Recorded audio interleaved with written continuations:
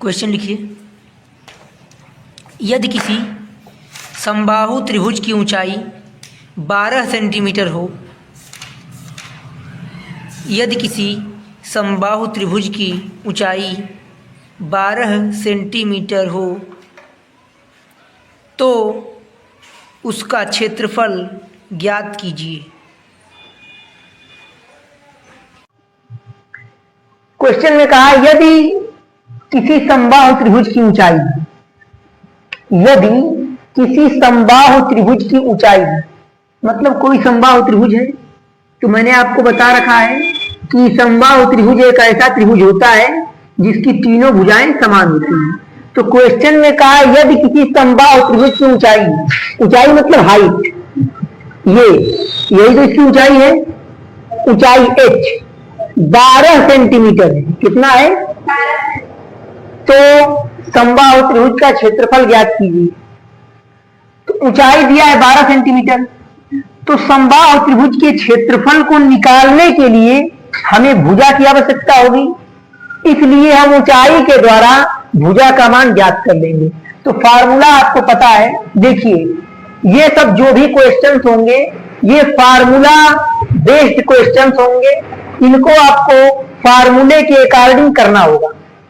तो फार्मूला होता है समबाहु त्रिभुज की ऊंचाई,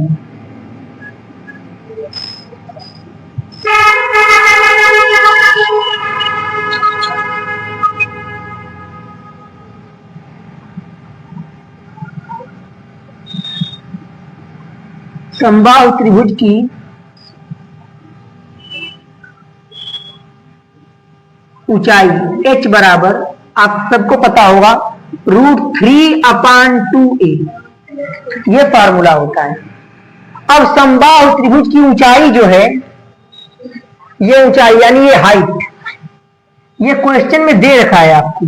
तो ये हाइट कितना दिया है? 12 सेंटीमीटर। कितना दिया है? 12 दिया है।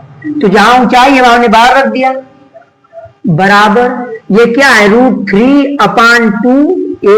यहां से a मतलब भुजा होता है, बताए थे आपको। इस फार्मूले में जहां a बराबर क्या था? भुजा। अब यहां से इसका इसमें तिरछे गुणा हो जाएगा, तो 12 गुना के 24 अपान ये इधर भाग में आ जाएगा, √3 = a। इसके बटा 1 होता है, ऐसे गुणा होता है। 12 का 2 में होगा तो 12 गुना 24 हो जाएगा, और करड़ी में 3 का 1 में होगा, करड़ी में 3 निकलने, करड़ी में 3 बराबर 3। तो a का मान आ गया 24/√3। अब ध्यान से देखेंगे आप सभी लोग, अब क्षेत्रफल निकालना है। तो समबाहु त्रिभुज का क्षेत्रफल,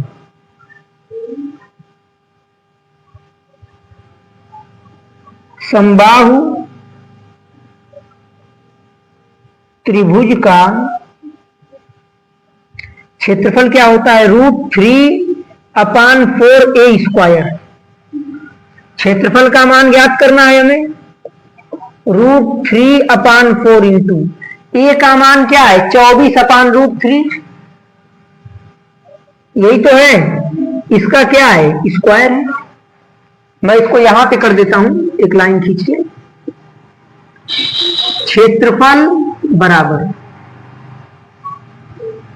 ये √3/4 इंटू 24 का स्क्वायर, मतलब कि 24 गुणे 24 अपान √3 का स्क्वायर, मतलब √3 इंटू √3। जिसका स्क्वायर होता है उसका 2 बार गुणा कर देते हैं, जिसका क्यूब होता है उसका 3 बार गुणा कर देते हैं। चलिए ये √3 से √3 कट जाएगा, 4 × 1 = 4, 4 × 6 = 24। क्षेत्रफल बराबर, अब 24 का 6 में गुणा करेंगे हम लोग तो क्या मिलेगा? 6 × 4 = 24 को 4, और ये 2 × 6 = 12, 2 = 14, 144/√3। अब आपको पता है कि जो √3 है ये हर में है, और मैथ का नियम कहता है, the law of mathematics, math के नियम के अनुसार कोई भी मान हर के रूप में करड़ी में नहीं होना चाहिए। तो इस करड़ी को हटाने के लिए हम करड़ी में 3 से ऊपर गुणा कर देंगे और करड़ी में 3 से नीचे गुणा कर देंगे। तो इस करड़ी से ध्यान से देखेंगे आप, क्षेत्रफल बराबर ये 144 करड़ी में 3 हो जाएगा अपान करड़ी में 3 गुणे करड़ी में 3 का मान 3 होता है। बताए थे आप लोगों को, करड़ी का 2 बार गुणा करने पर वह मान अपने वास्तविक रूप में आ जाता है। 3 से इसे काट देंगे, 3 चौको 12, 2 बचेगा, 3 बड़े 24। क्षेत्रफल बराबर 48 करड़ी में 3 सेंटीमीटर स्क्वायर। ये आपका आंसर हो जाएगा। नोट कर लीजिए, अच्छे से नोट करेंगे।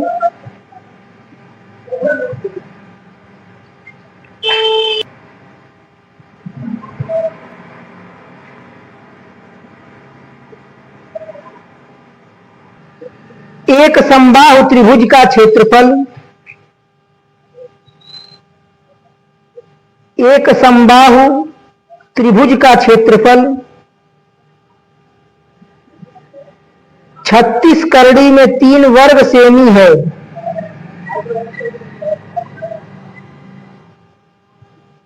एक समबाहु त्रिभुज का क्षेत्रफल 36√3 वर्ग सेमी है। त्रिभुज का परिमाप ज्ञात कीजिए। त्रिभुज का परिमाप ज्ञात कीजिए। त्रिभुज एक ऐसा त्रिभुज होता है जिसकी तीनों भुजाएं समान होती हैं। तो क्वेश्चन में कहा एक समबाहु त्रिभुज का क्षेत्रफल, क्षेत्रफल मतलब एरिया। तो क्वेश्चन में दिया है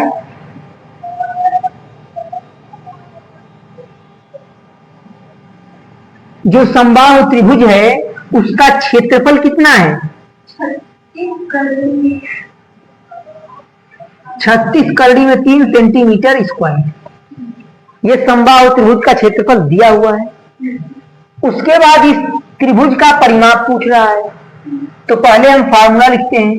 तो समबाहु त्रिभुज के क्षेत्रफल का सूत्र क्या होता है? √3/4 √3/4a²। क्षेत्रफल बराबर √3/4 इंटू a²। ये a²। और आप ध्यान से देखिए तो क्षेत्रफल का मान कितना दिया है? 36 करड़ी में 3। तो जहां क्षेत्रफल लिखा है क्या हम वहां पर 36 करड़ी में 3 लिख सकते हैं? इसका इसमें गुणा हो जाएगा कि नहीं हो जाएगा बताओ? तो 36 चौक को 6 चौक को 24 और 3 चौक को 12 2 14 144 करड़ी में 3, क्योंकि संख्या का संख्या में गुणा होता है। बराबर ये करड़ी में 3a² हो जाएगा। हमें a यानी भुजा का मान ज्ञात करना है। तो ये इसमें क्या कर रहा है? तो बराबर की जगह क्या करेगा? तो 144 करड़ी में 3 बराबर a²। a² है तो ये इधर गुणा कर रहा है, इधर आके क्या करने वाला है? करड़ी में 3। अब ध्यान से समझिए, करड़ी में 3 से करड़ी में 3 कट जाएगा। क्या हो जाएगा? कट जाएगा। तो फिर आगे क्या होगा? a² बराबर 144।